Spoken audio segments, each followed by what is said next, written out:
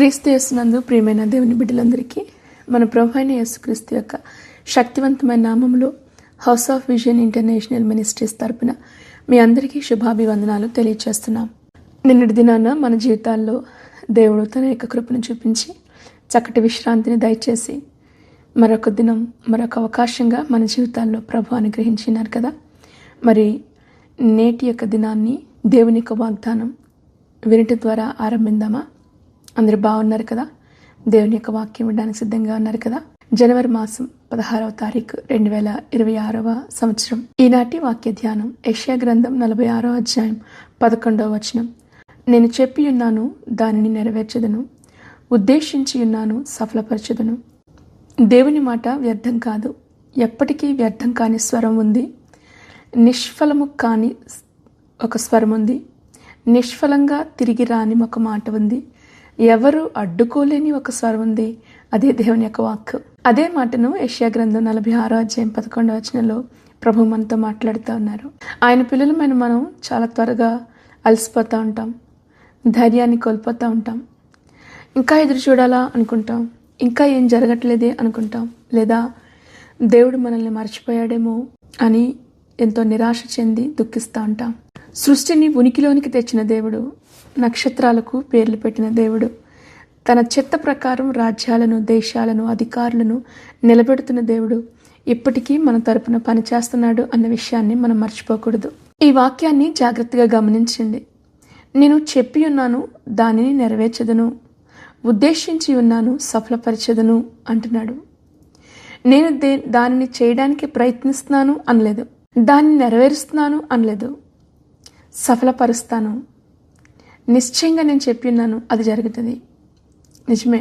అబ్రహాము షారాని గురించి ఆలోచించండి. దేవుడు ఒక కుమారుడిని వాగ్దానం చేశాడు. సంవత్సరాలు గడిచిపోయాయి. ఎంతో ఎదురు చూశారు. షారా నవ్వుకుంది, అబ్రహాము సందేహించాడు. అయినప్పటికీ నీ దేవుడి నియమించిన సమయంలో ఇస్సాకు జన్మించాడు. వాగ్దానం బిడ్డ. వాగ్దానం విఫలం కాలేదు, సమయం పరిపూర్ణమైంది. ఒక్కసారి ఆగి ఆలోచించండి. దేవుడు నెమ్మదిగా ఉన్నందుకు లేదా ఆయన తన కార్యాన్ని జరిగిస్తున్నందుకు మీరు బాధపడుతున్నారా? ఎప్పటికీ కూడా ఆలస్యం, తిరస్కరణ అని మాత్రం అనుకోమాకండి. మీరు ఎదురు చూస్తున్నప్పుడు ప్రార్థన చేస్తూనే ఉండండి, ఆరాధిస్తూ ఉండండి. మీ హృదయాన్ని దేవుని యొక్క వాక్యంతో నింపుకోండి. తగిన ఫలమునందు ఆయన నిశ్చయంగా మీకు ఫలాన్ని దయచేసే దేవుడు మిమ్మల్ని ఎప్పుడు కూడా మర్చిపోడు. ఈ రోజున ప్రభువు మన జీవితాల్లో తన అచంచలమైన ఉద్దేశం గురించి మనతో మాట్లాడుతూ ఉన్నాడు. ఆయన చెప్తున్నారు, ఇదిగో నేను చెప్పిన దానిని ఏది కూడా ఆపలేదు అని గుర్తుంచుకోండి. తాను చెప్పేది ఆయన నెరవేరుస్తాడు. సమస్త కార్యాలు కూడా ఆయన చిత్తానుసారంగా జరగబోతా ఉన్నాయి. ఆయన ఉద్దేశాన్ని ఏది కూడా అడ్డుకోలేదు. దేవుడు తాను చేసే కార్యాన్ని మీ సామర్థ్యం పైన, మీ శక్తి మీద ఎప్పుడు కూడా ఆధారపడి ఉండదు. ఆయన తన సార్వభౌమత్వంలో నుంచి ఆయన తన కార్యాన్ని జరిగించే దేవుడు వాగ్దానం చేసింది మీ సమయం, మీ బలం, మీ అవగాహన పైన ఆధారపడి ఉండదు. అది దేవుని యొక్క ఉద్దేశం మీద ఆధారపడి ఉంటుంది. కనుక దేవుని యొక్క సమయాన్ని నమ్మండి. తప్పకుండా మీ జీవితాల్లో ఆయన చెప్పిన దాన్ని ఆయన నెరవేరుస్తాడు. పరిస్థితులు ఆలస్యంగా అనిపించినా కానీ ఆయన వాక్యం ఎప్పుడు కూడా ఆలస్యమయ్యేది కాదు. హబక్కూకు గ్రంథం 2వ అధ్యాయం 3వ వచనంలో ఆ దర్శనం నిర్ణయకాలంలో జరుగుతుంది. ప్రతి దర్శనానికి, ప్రతి క్రియకు, ఆకాశం క్రింద జరిగే ప్రతి కార్యానికి సమయం నిర్ణయించబడుతుంది. మరలా చెప్పబడుతుంది, సమాప్తం ఒకటకై ఆతురపడుచున్నది, అది తప్పక నెరవేరును. అది ఆలస్యముగా వచ్చినను దాని కొరకు కనిపెట్టము, అది తప్పక జరుగును, జాగు చేయకవచ్చును. విశ్వాసంతో ముందుకు సాగండి. దేవుడు పిలిచినప్పుడు మీ స్పందన చాలా ప్రాముఖ్యం. మీ దగ్గర అన్ని రకాల సమాధానాలు ఉండాల్సిన అవసరం లేదు, కానీ మీ విధేయత మాత్రం చాలా ముఖ్యం. తుఫానులు జీవితంలో ఎదురవుతున్నప్పుడు నిరీక్షణతో ముందుకు సాగండి, ఆశతో నిలబడండి. పరిస్థితులతో సంబంధం లేకుండా దేవుడు తన యొక్క వాగ్దానాన్ని నెరవేరుస్తారు. పరిస్థితులు అసాధ్యంగా అనిపిస్తున్నప్పుడు వాగ్దానాలను పట్టుకోండి. మనలో చాలామంది మన సందేహాల ద్వారా దేవుడి కార్యాలను వారి జీవితంలో చూడలేరు. అదే అవిశ్వాసం. మన అలవాటుగా మనం విసుక్కుంటూ ఉంటాం, గొణుక్కుంటూ ఉంటాం, ఇది జరుగుతుందా అనుకుంటాం, ఇది అసాధ్యం అనిపిస్తుంది. కానీ దేవుడు దానిని నెరవేర్చే దేవుడు తన ఉద్దేశాన్ని నెరవేరుస్తాడు. మిమ్మల్ని మీరు తగ్గించుకునండి, దేవునికి విధేయత చూపించండి. మీ జీవితంలో అభివృద్ధి, ఆశీర్వాదం, ప్రమోషన్స్, ఉద్యోగ అవకాశాలు లేదా దేవుడిచ్చే సేవ పిలుపు కొరకు, దర్శనం కొరకు ప్రార్థిస్తూ ఉంటే అది తప్పకుండా జరుగుతుందన్న విషయాన్ని మాత్రం నమ్మండి. మీ వాగ్దానాన్ని రాసి ప్రతిరోజు కూడా దాని గురించి మాట్లాడుతూ ఉండండి. ఒక సంఘంగా మీ మిషన్లు కానీ, అవుట్ రీచ్ కార్యక్రమాలు లేదా ప్రాజెక్ట్స్ అన్నీ కూడా దేవుని చేతులకు అప్పగించండి. వ్యతిరేకతలో కూడా ఆయన ప్రణాళిక విజయాన్ని సాధిస్తుంది.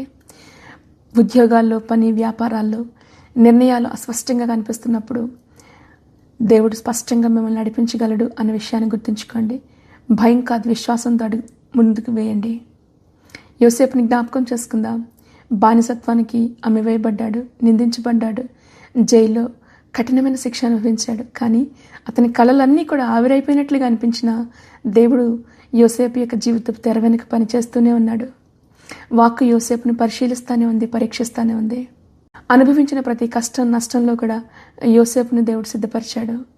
జైలు నుంచి యోసేపును ఐగుప్తుకు 2వ అధిపతిగా దేవుడు మార్చాడంటే దేవుని యొక్క ఉద్దేశం ఎంత గొప్పదో చూసారా? యోసేపులాగా మీ పిలుపు కొంచెం ఆలక్ష్యం అవుతున్నా, పరీక్షించబడుతుందేమో, కానీ దేవుని మాట మాత్రం ఎప్పటికీ వ్యర్థం కాదు. నిరీక్షణతో ముందుకు సాగుదాం. విశ్వాసంలో ధైర్యంగా నిలబడదాం. ప్రార్థన చేసుకుందామా?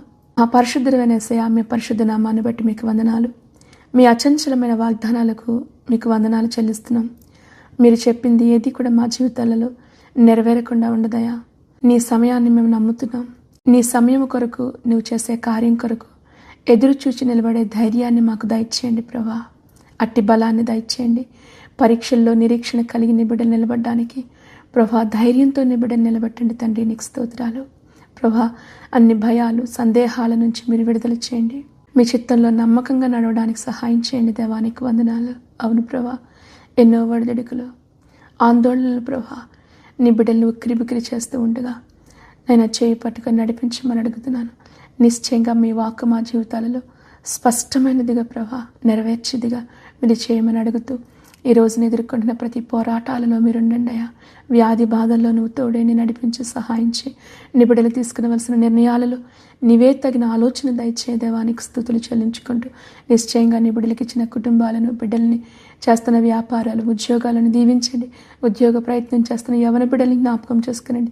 చదువుకుంటున్న బిడ్డలపైన నీ హస్తం ఉంచండి. నీ కాపుదల, భద్రత దయచే. నీ బిడ్డలు ఏ సమాజంలో అయితే నిలబడుతూ ఉన్నారో ప్రభా, అన్యజనుల మధ్యలో నీ బిడ్డలు ప్రభా పని చేయవలసి ఉంటుండగా ప్రభా వారిని నీ సాక్షులుగా మీరు నిలబెట్టుకుని అడుగుతుందేమో. నీ కాపుదల్లో, భద్రతలో నడిపించి ప్రతి కీడి నుండి నీ బిడ్డలను తప్పించమని ప్రభు యేసుక్రీస్తు వారు చేసే ప్రతి ప్రయత్నాలను కూడా దీవించు. యేసు నామములో ప్రార్థించి దీవించుచున్నాం మా పరమ తండ్రి. ఆమేన్. దేవుడు మిమ్మల్ని అందరినీ దీవించి ఆశీర్వదించును గాక.